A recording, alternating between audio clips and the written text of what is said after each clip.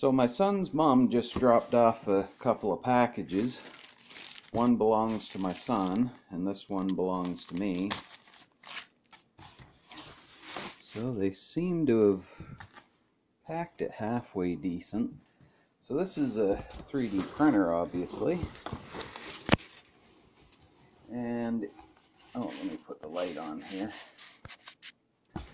And this is, like I said, this is my son's printer. He bought it on eBay. Boy, it looks in good shape. It was listed as a Monoprice, what do they even call these things? Monoprice Select Mini V1, I think. And it turns out, at least from what the guy said, that it's actually not a version 2, it's a version 1. So I think he told my son he was going to give him a little bit of a break on the price, and this was sold as is. And we're not exactly sure what's wrong with it, but he said it powered on, all the axes move in the right directions. It's not missing any parts as far as we know, but he didn't test printing it. So I think, according to my son, and I can see right here that there is a piece of filament in that tube, so I would say that more than likely this thing actually is clogged. And I see something hiding down in there. I wonder what that is. Some kind of piece of plastic. Not sure where that goes, but I'll figure it out. So I'm going to test this out for my son, and I'm going to make sure everything's working before I send it back to him. And man, that thing's in good shape. It looks like brand new. Still has the plastic on it. We'll find out here in a minute if it's going to work. So I'll turn it on and all that stuff, just test out the functionality he said it had. And then we'll try to heat it up, see if we can pull that filament out of there. So I'll put the camera down, I'll be right back. Alrighty, so we're back. I have the power supply plugged in. And before I plug it into the printer, I just want to check, make sure we're getting a good 12 volts here. And we are. So the center pin is positive. Yeah, so we're getting 12 volts, a little bit more, but that's the way she goes with power supplies. So let's get this out of here. We've got some instructions, and I dropped that piece on the ground or on the floor. So let's plug her in,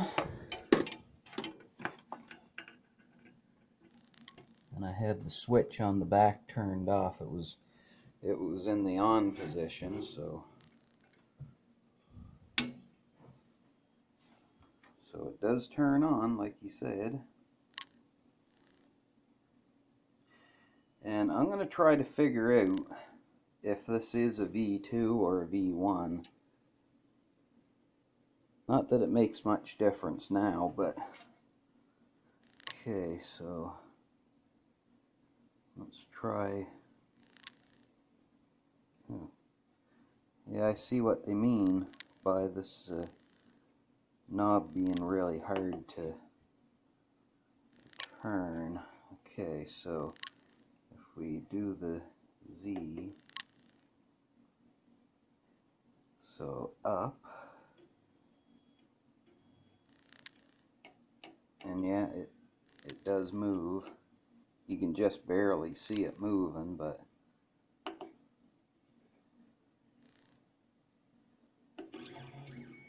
yeah, so it homes fine.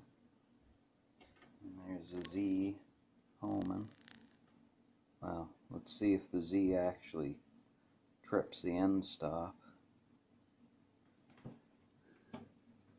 Boy, that's quiet. Okay, I heard it click. Wow. Oh, look at that. That is not a lot of space. Anyway, so let's exit this menu. And monitor. Say what?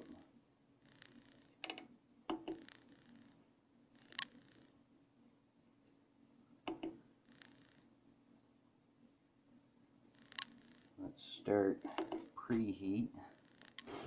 And it says 190 and 50. And the temperature on the extruder is climbing. The bed doesn't seem to be, so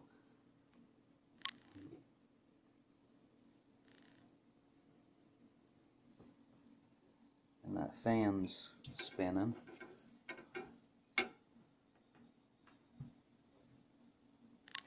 So let's exit this menu, and we'll move the Z up a little.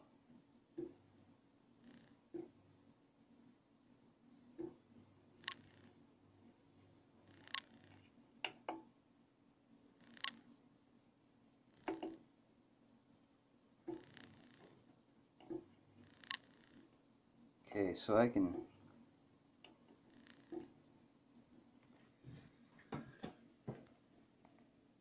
see the, I don't know if you can see that or not, but I can see filament coming out of there.